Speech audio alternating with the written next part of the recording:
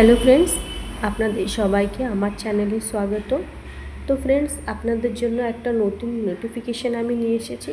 সেটা হচ্ছে national commission for allied and health care professional.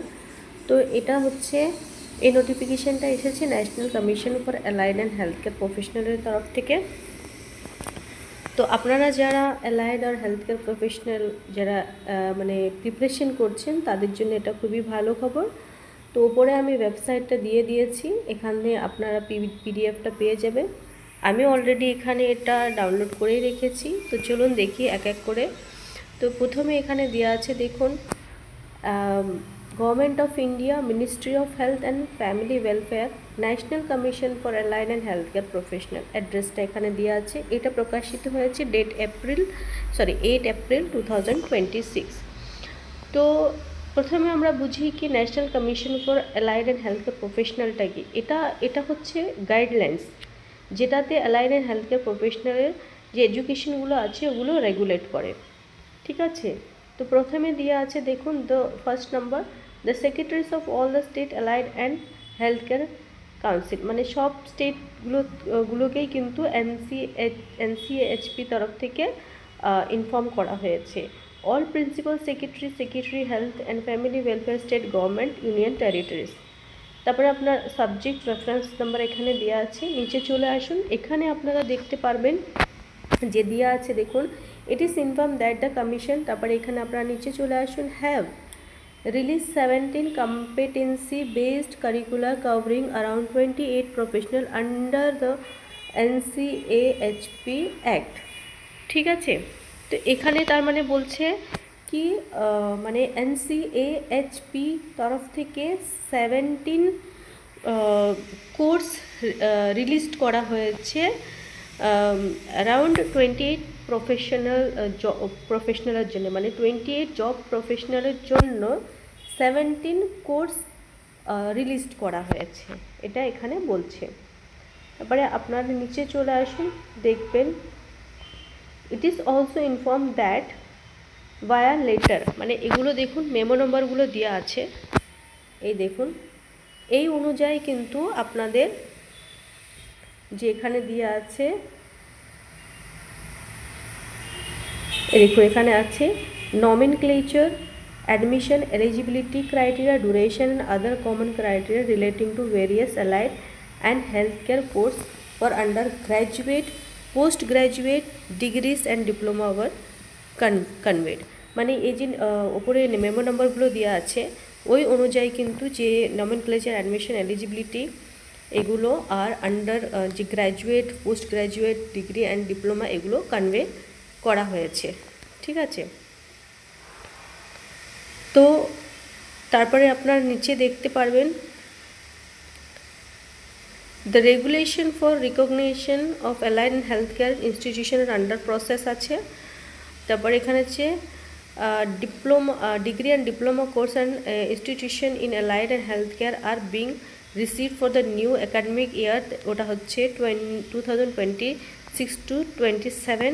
Therefore, the following direction are issued for the academic year 2026 to 2027 or till the regulation of minimum standard for instruction are notified by the commission, whichever is earlier for a smooth transition। ঠিক আছে।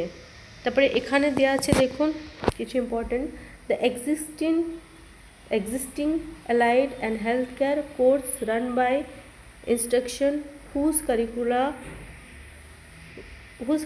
have been approved by NCHP are allowed to run those course subject to the following condition। মানে যে কারিকুলাগুলো আছে সেগুলো কিন্তু NCHPর তরফ থেকে approved হওয়া চাই, এটা এখানে বলছে। তো এখানে প্রথমে দেওয়া আছে কি, অ্যাডপশন অফ অ্যাপ্রুভড কারিকুলা, যে কারিকুলাগুলো মানে দেওয়া আছে সেগুলো কিন্তু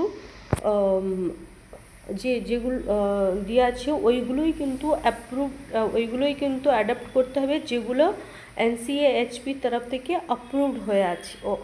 অ্যাপ্রুভড হয়েছে সেগুলোই কিন্তু অ্যাডপ্ট করতে পারবে। সেটা হচ্ছে degree, nomenclature, admission, eligibility, criteria and other common criteria relating to the respect to allied and healthcare course as approved by NCHP। মানে এটাই বলছে কি যেটা NCHP তরফ থেকে যে কোর্সগুলো অ্যাপ্রুভ হয়েছে সেগুলোই কিন্তু অ্যাডপ্ট করা যাবে, মানে ম্যাচ হওয়া চাই যেগুলো NCHPতে দেওয়া আছে, এছাড়া অন্যগুলো কিন্তু হবে না।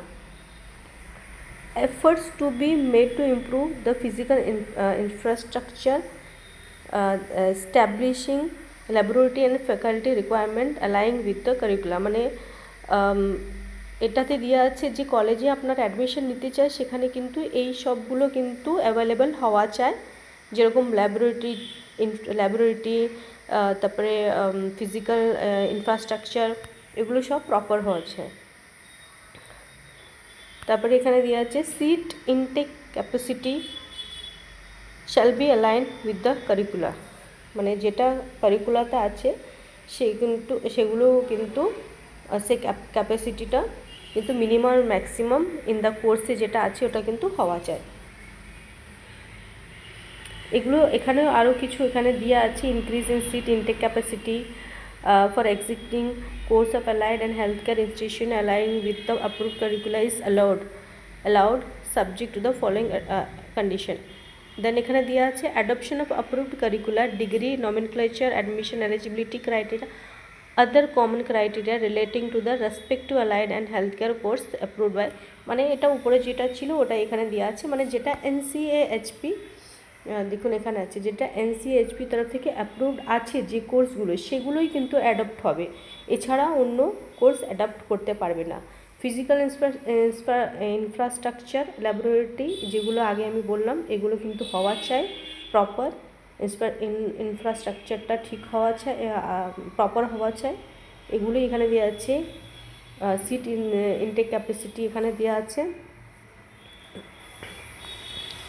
তারপরে এখানে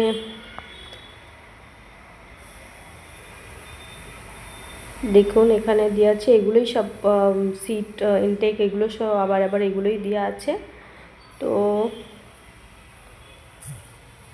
health care course approved by NCH এটা এখানেই দেওয়া আছে, অলরেডি আমি এক্সপ্লেন করেছি এখানে। তো বন্ধুরা এখানে inspection may be carried out by the state government university. The inspection team all have at least 3 members. মানে যে ইন্সপেকশন টিম আছে ওটাতে অ্যাটলিস্ট কিন্তু 3টে মেম্বার হবে, 3 মেম্বার্স হবে। Out of this 2 member shall be expert. মানে ওর মধ্যে থেকে 2 মেম্বার এক্সপার্ট হওয়া চাই, allied and health care professional of the concern domain. মানে health care professional aligned domain মানে কনসার্ন ডোমেনের মধ্যে থেকে 2টো কিন্তু এক্সপার্ট হওয়া চাই। ঠিক আছে বন্ধুরা, তো এখানে সব রকমের আমি আপনাদের জানালাম। আপনাদের যদি এই ভিডিওটা ভালো লাগে আপনারা কিন্তু ভিডিওটা লাইক করবেন, সাবস্ক্রাইব করবেন। আমি নেক্সট ভিডিও আপনাদের জন্য একটা ভালো ভিডিও আবার ভ্যাকেন্সি রিলেটেড নিয়ে চলে আসব। তো আজকের জন্য বন্ধুরা এইটুকুই, আপনারা ভালো থাকবেন। তো এবারের জন্য আমি আসি বন্ধুরা, বাই বাই।